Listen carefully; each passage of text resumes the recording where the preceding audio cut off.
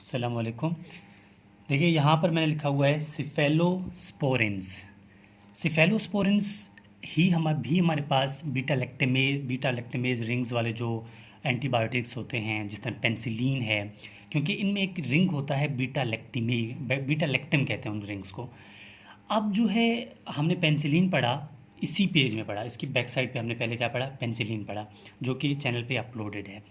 अब जो है सिफेलोस्पोरिन आ रहे हैं। सिफेलोस्पोरिन जो है, इनके भी जनरेशन्स होते हैं, वो हम बता देंगे कि कौन से जनरेशन्स कहाँ पे है। इसका मोड ऑफ एक्शन भी सेम वही है जो कि पेनिसिलिन का था, लेकिन फिर भी मैं यहाँ पर एक रिव्यू दे दूँगा। देखिए सिफेलोस्पोरिन्स जो हैं, इसके जनरेशन्स पढ़ेंगे, first generation, second, third and fourth, और इसका मोड ऑफ एक्शन। देखिए सबसे पहले जो हमारे पास सेफेलोस्पोरिन आता है नंबर 1 पे, तो हम कहेंगे कि यहाँ है फर्स्ट जनरेशन।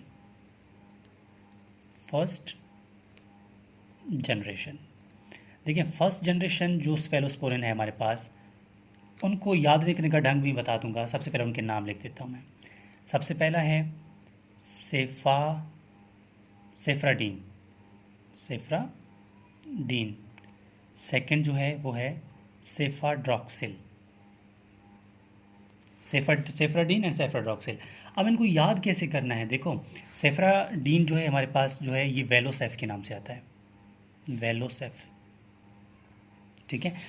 अब इनको जो मैंने याद किया ना, एक तरीका है वो मैं बता देता हूँ। आप याद रखें कि देखिए ना, यूनिवर्सिटी का एक डीन होता है, ठीक है, और डीन हमेशा सेफ रहने की कोशिश करता है, और डीन के पास एक चीज़ होता है जिसको कहते हैं ड्रॉक्सिल।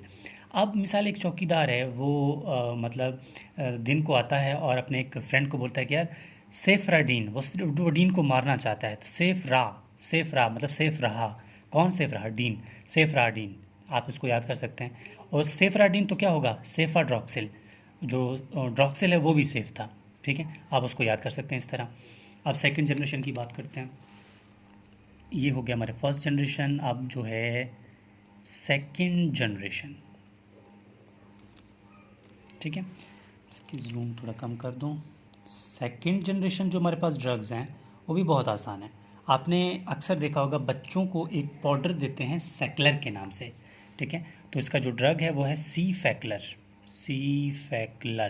जो कि सेक्लर के नाम से आता है, ठीक है। नंबर 2 जो है हमारे पास सी फैक्लर के बाद सेफोटीटेन, ये हमारे पास सेकंड जनरेशन में आते हैं। अब बात करेंगे थर्ड जनरेशन की। ये हो गया थर्ड जनरेशन, लेकिन थर्ड जनरेशन को हम डिवाइड करेंगे ओरल एंड पारेंट्रल में, यानी हम खिलाते हैं और लगाते हैं इंजेक्शन के फॉर्म में। पारेंट्रल का मतलब है हम इसको इंजेक्शन के फॉर्म में लगाते हैं, ऑरल का मतलब है इसको हम टैबलेट के फॉर्म में देते हैं। जो ऑरल ड्रग हम दे देते हैं यहाँ पर, इसको बोलते हैं सेफिक्जिम, ठीक है, और नंबर 1। नंबर 2 है सेफोडोक्सिम, ठीक है, ये हमारे पास ओरल में आते हैं। और जो पारेंटल में आते हैं, नंबर 1 है सेफ्ट्राइएक्सोन,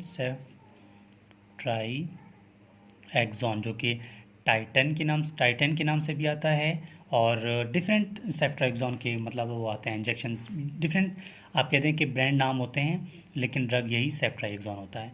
सेकंड जो है हमारे पास यहाँ पर सेफ्ट्राइएक्सोन के बाद जो हमारा नाम आता है मतलब ड्रग का, तो उसको बोलते हैं सेफोटैक्सेम,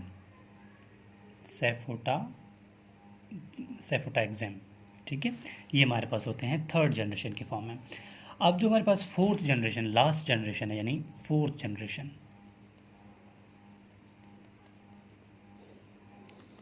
एक ही ड्रग आता है सेफीपाइम,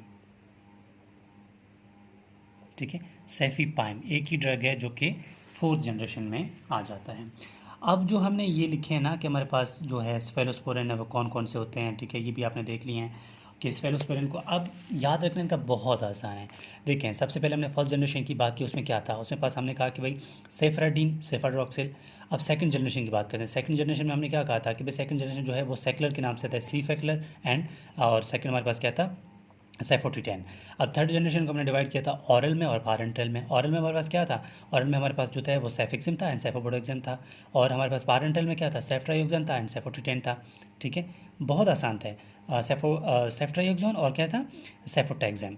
और हमारे पास फोर्थ जनरेशन लास्ट में क्या था, फोर्थ जनरेशन लास्ट में हमारे पास एक ही ड्रग था, सेफीपाइम। देखो बहुत आसान है, इसको एक दफ़ा पढ़ लेंगे आसानी हो जाएगी। सच कहूँ मैं जब इनको पढ़ रहा था मुझे बहुत डिफ़िकल्टी हो रही थी, लेकिन बार बार मैंने इसको देखना स्टार्ट किया, मतलब अपने फार्मूले बनाना स्टार्ट किया, तब आसान लगा। अब जो है इसका मोड ऑफ एक्शन, यानी इसका जो काम करने का तरीका, मोड ऑफ एक्शन इनका सेम है, सेम एज पेंसिलिन, ठीक है, सेम एज पेंसिलिन, पेंसिलिन की तरह काम करते हैं। क्या करते हैं, they inhibit bacterial cell wall synthesis, they inhibit bacterial cell wall synthesis inhibitor. बस इतनी सी बात है, ठीक है। ये हमारे पास हो गए सिफेलोस्पोरेंस। तो होपफुली आपको टॉपिक की समझ आ गई होगी, और मैं यहाँ पर अपना व्हाट्सएप कॉन्टैक्ट शो कर रहा हूँ। किसी स्टूडेंट को किसी टॉपिक में मसला आ रहा हो तो मुझसे बाय व्हाट्सएप कॉन्टैक्ट कर सकता है, ताकि उसके लिए जो टॉपिक है वो अपलोड कर दिया जाए। अब देखें, हमने जो है एंटीबायोटिक में पेंसिलिन पढ़ा, सिफेलोस्पोरेंस पढ़े। इसके बाद जो हमारा टॉपिक आएगा वो होगा डीएनए सिंथेसिस इनहिबिटर्स, जो कि क्लोरोक्विनिन्स वगैरह हैं, ठीक है, क्विनिन्स हैं, इस तरह के जो ड्रग्स हैं। और उसके बाद मैं जो है एक दफ़ा एंटीबायोटिक क्लियर करवाने के बाद जो है हम सीएनएस पे भी जाएंगे, और मेरा मतलब मलेरिया पे भी काम करेंगे। मतलब जो मेन टॉपिक्स हैं वो आपके लिए इंशाल्लाह यहाँ पर अपलोड कर दिए जाएंगे। तो होपफुली आपको टॉपिक की समझ आ गई होगी। बहुत आसान है, इसको एक दफ़ा रीड कर लें, आपके लिए फिंगर टिप्स में हो जाएगा। बस इन जनरेशन्स के नाम नहीं भूलने, और इनके मेन जो ड्रग्स हैं वो नहीं भूलने।